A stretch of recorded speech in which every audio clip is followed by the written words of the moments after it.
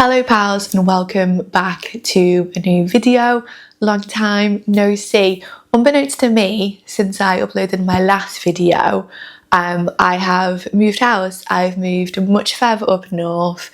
It was kind of unexpected, but I absolutely adore my new house. I'm in Cumbria now, almost at the border with Scotland. I've missed making videos and I've missed watching booktube videos. So today I thought what we do is I'll talk through some books that I've acquired recently. I guess this will be my spring book haul, and while I'm doing that we'll have a little catch up. I have a lot to talk about, of like unhauling books before my move, my new books, what I'm currently reading. I hope that you're all doing really well. It's really warm here, even in the northern England, so you might want a nice cold drink, you might want a tea and coffee. I'll stop rambling on and let's get into the books that I've acquired over spring.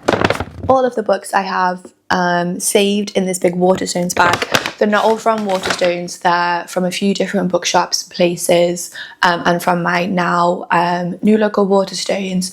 The first two that I have are Penguin Black Classics of Charlotte Bronte's Jane Eyre and Jane Austen's Pride and Prejudice.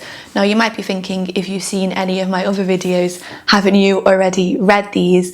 And the answer is yes, I absolutely have, more times than I can remember. But as I was packing up my books to move into my new house, I really used it as an opportunity to go through what I have and do some serious culling. I culled about 500 books, mainly contemporary fiction. I didn't really touch the classics. But as I was going through my classics, I had a few editions that were really on their last legs. I had previously Penguin Drop Classics. I don't know if you've ever seen these, but they're the Penguin gift editions with lots of different colours, with that are like alphabetized. They're really beautiful when they're new. I'll try and put them just here. They're really beautiful when they're new, but I've had mine maybe for like, I don't know, 7-8 years. They were really worn and faded. I reread both of these every year, so I did need to replace them. And what I've slowly been doing is replacing a lot of cloth bounds or like gift editions when I just want a reading edition of a classic with my Penguin Black Classics, which are my favourite books to read from. After I moved in, the first weekend, I walked into to my local Waterstones. I knew that they would have these. It's a lovely little Waterstones in Carlisle. It's nice and big, nice and airy. Classic section is basic but good, and I knew that they would have these, so I picked them up. So these are my new kind of reading copies of these two books. I do have little gift editions of these, or like special editions folios, but I wouldn't generally read from those. I will read from these. So yeah, these were to replace two books that I unhauled. Like I said, I unhauled like 500 books, mainly because my new house is actually smaller than my old flat. In my old flat, I had like 10 bookcases. I now have 5, probably will need a 6th. And so to accommodate that, I had to be pretty ruthless with my books. But actually, I found it to be such a positive, refreshing thing. Got rid of quite a lot of contemporary fiction, mainly that I'd bought kind of say like 2017 onwards. I kept ones that mean a lot to me, but a lot of them, like, I don't know, like Such a Fun Age, for example, like Luster, that were very kind of the moment in like 2020, 2021. I know I will never read again. My taste has very much changed.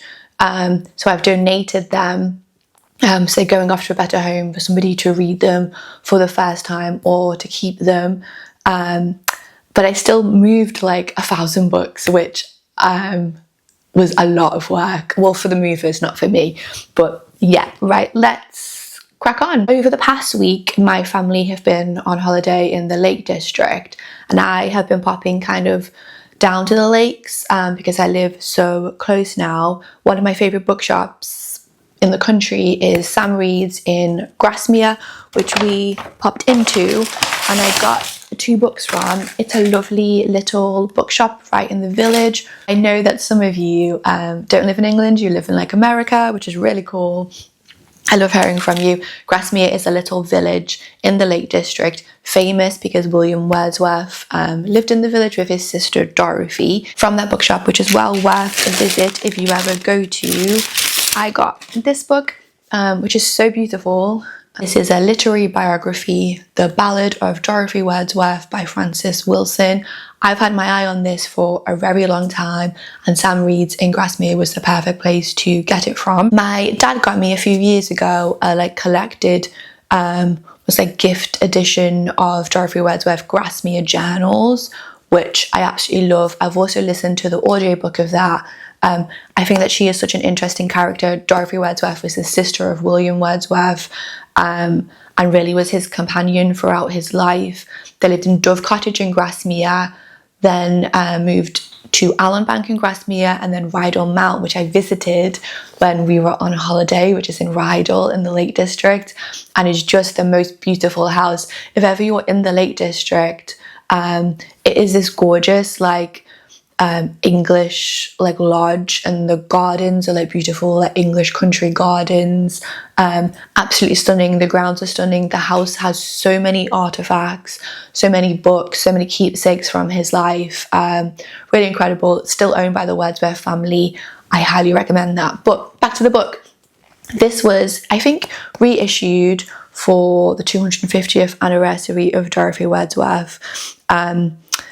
I'm a huge literary biog fan, and I'm really having a moment with them right now. So yeah, I cannot wait to read this. Frances Wilson has also done biogs of D.H. Lawrence, which I would love to read. I know he's not a favourite, he's kind of fallen out of fashion, but I love D.H. Lawrence. And also potentially, I think Thomas de Quincey, who has connections to the Wordsworth family in the Lake District, you'll hopefully see this pop up soon in a wrap-up. I also got from Sam Reed, now this is very kind of old school Penguin Classics. I haven't seen an edition that looks like this for quite a while. This is Penguin Classics English Romantic Verse. I have been on the lookout for a collection of English Romantic poets for quite a while, and since I bought this about a week ago, I've had it on my bedside table and I've just been reading a poem a night. This is laid out in chronological order, so you start off with a poem from Alexander Pope, and then it goes right through. The last poem in the collection is Emily Brontë, from the mid 19th century, so you start off at mid 18th and you work your way right through to mid 19th, and it's kind of focused on the most famous kind of romantic poets, so William Wordsworth, Samuel Taylor Coleridge, Percy Bysshe Shelley and John Keats are the main focus of this. But yeah, I'll probably read a poem a night, and it's probably going to take me spring and summer to get through, but I'm really happy I got this, and I have the little Sam Reed's bookmark that they give you in there too. Yeah, really happy that I found this, and I can't wait. I'm in a bit of a poetry phase right now, which you'll see we have more poetry coming up. I think it's because in my old flat didn't have a good place for my poetry collection. It was packed away, and as I was redoing my bookcases when I moved in, I unpacked all my poetry, and I just really want to get to a lot of poetry collections that I have, and kind of get to a lot of the classics for poetry, especially English poets. You will hopefully see this in a wrap-up towards autumn somewhere. While I was at William Wordsworth House in Rydal Mount, where he lived until he died, I think he died in the 1850s, I picked up Lyrical Ballads by William Wordsworth and Samuel Taylor Coleridge, so very much in the same vein of the previous poetry collection. I generally try to avoid these penguin cloth bounds because they don't wear very well for my classics, so I wouldn't have a penguin cloth bound in Pride and Prejudice or in Jane Eyre or Wuthering Heights, etc. But I know that poetry, I'm not going to go back to this in the same way. But I've never read this, and I absolutely want to and feel like I should have. This is one of the kind of foundational texts of the English kind of romantic movement. I believe they wrote this when they were in, is it Somerset or is it Shropshire? I'll have to check that. But yeah, I also got this lovely bookmark from Mount. I have a whole collection of bookmarks already dotted around this house, but yes, very excited for this. The gift shop in Mount is fantastic, by the way. They have a lot of like books on William Wordsworth, Dorothy Wordsworth, the lakes, etc. Next up, we have a few little bits and pieces. I went to Hilltop Farm when I was in the Lake District. Hilltop Farm is the home of Beatrix Potter. It is in a village called Eyre, so a quieter part of the Lake District. I've been there before. I'm a huge Beatrix Potter fan. I was as a kid. I was obsessed with like Peter Rabbit and Jemima Puddleduck. So I've been there before. They have a lovely little shop. I picked up a notebook, and the notebook has a quote from Octavia Hill, who's one of the founders of the National Trust. Hilltop Farm is a National Trust property, with a quote on the need of quiet, the need of air, the sight of sky and of things growing seem human needs common to all. I love this. My favourite notebooks, the Persephone notebooks, which I think I've mentioned before, are my like go-to notebooks because they're fantastic quality. They're reprinting and have been reprinting for a while, so they're not available to buy, and I don't have a notebook. And I really need one because I write in it every day. So I saw this, it's leather bound, it's like quite good quality. So what I've been doing is, as I've been reading a poem from this collection, I've been writing down a few bits and pieces in here as well. I also have a really lovely riverside walk now, really close by. And anytime I see kind of like a new plant or tree, it also gets jotted in here as well, with notes on what I'm reading and anything else that comes up. So yeah, a lovely little notebook from one of my favourite places. I also, from Hilltop Farm, got, this isn't really book, well I guess it is book related, a little coaster of Hilltop Farm with Beatrix Potter and some of her assorted animals on it as well. So I'll pop that on my coffee table. I really recommend Hilltop. It's a really small, like, little village cottage, but the surrounding area around Esthwaite Water and the village of Eyre is so beautiful. Highly recommend a visit to Hilltop Farm. They had in the National Trust gift shop a book that I really want, but I was trying to kind of go easy on accumulating new books, called Beatrix Potter, A Life in Nature, which is a literary biography of Beatrix Potter, which I'll see if I can track it down on Libby, on my Kobo, and if not, potentially I might get that. But I'd love to get through the Dorothy Wordsworth Frances Wilson biog before I get another one, but I have my eye on that one too. Next up, I bought a copy of a book that I read a couple of weeks ago now. That is Barbara Pym, Civil to Strangers. Because of the stress of moving house, what I really wanted to read was something just kind of airy and light-hearted and fun. So naturally I went to Barbara Pym. I've never read Civil to Strangers. This is one of her novels that was published posthumously after her death. I believe in the 1980s, although it was written much earlier, I want to say in the 30s, but I might have to double check that. But this is, it's a first novel, and I feel like you can kind of tell that when you're reading, but it is kind of quintessential Barbara Pym. We follow a married couple who are living in Shropshire. A kind of eligible kind of Hungarian bachelor moves into their village. There's curates in this, and like spinsters, and kind of misunderstandings, and kind of, you know, like afternoon teas and bridge parties. Exactly what I wanted. This collection also, I think because Civil to Strangers is quite a short novel, they also have in the collection unfinished chapters from other works that kind of never made it into full novels, etc., which I didn't read when I read it. I just wanted to read Civil to Strangers. But yeah, I have this now. It can join my Barbara Pym collection. The only thing, I ordered this online, the only thing about this is that it has a like shiny cover, which I really don't love. But this is a Ravago modern classic. But yeah, I very much enjoyed this.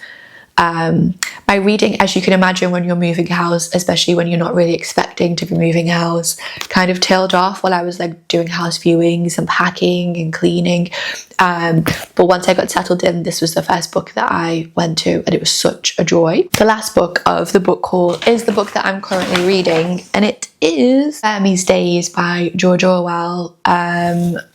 I had a digital copy of this on my Kobo. I've also previously downloaded an audiobook of this as well, so I can literally read it in any way that I wanted to. But I started this and on my Kobo and immediately knew, you know, when you start something and within like the first like page or paragraph, you just know it's a book for you. I started this and immediately knew that I would have to get a copy of this for my shelves. My George Orwell collection is growing and growing. This, I believe, is his first novel, and it is kind of like based on his time in Burma, but obviously it is a novel.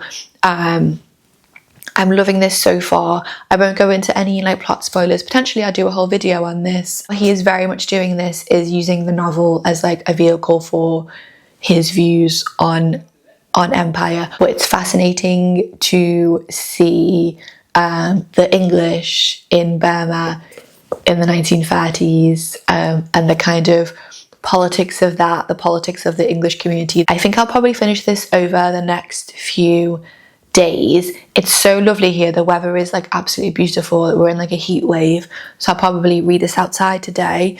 Yeah, Burmese Days by George Orwell. And then at the moment, I'm also currently reading Our Mutual Friend by Charles Dickens.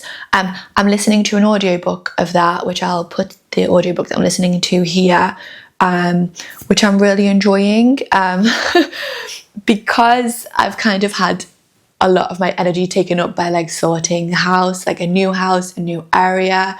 I've kind of defaulted back to like old favourites. So over the past, or since my last video, I've read like Sense and Sensibility. I've read some like cozy crime. I started a Charles Dickens. What I don't think I'll do is go back and wrap up everything that I've been reading, because I've also fallen a little bit behind on my Goodreads as well. I think I'll just crack on with my videos back as normal every week, and then at the end of May I'll do my May wrap up and we'll just kind of carry on as normal. Because I'm now really close to the Scottish border, I am over the next couple of weeks going to Abbotsford, which is the home of Sir Walter Scott, which I've always wanted to do, and now not too far from Edinburgh, and it's just a kind of another train journey. So I'm also planning to read Waverley, and while I'm there I might get a couple of editions. So Walter Scott is in my English romantic verse as well. So yeah, that is it for today. I hope that you're all having a lovely day whenever you're watching this, and I can't wait to speak to you all soon in my next video. Thank you for watching.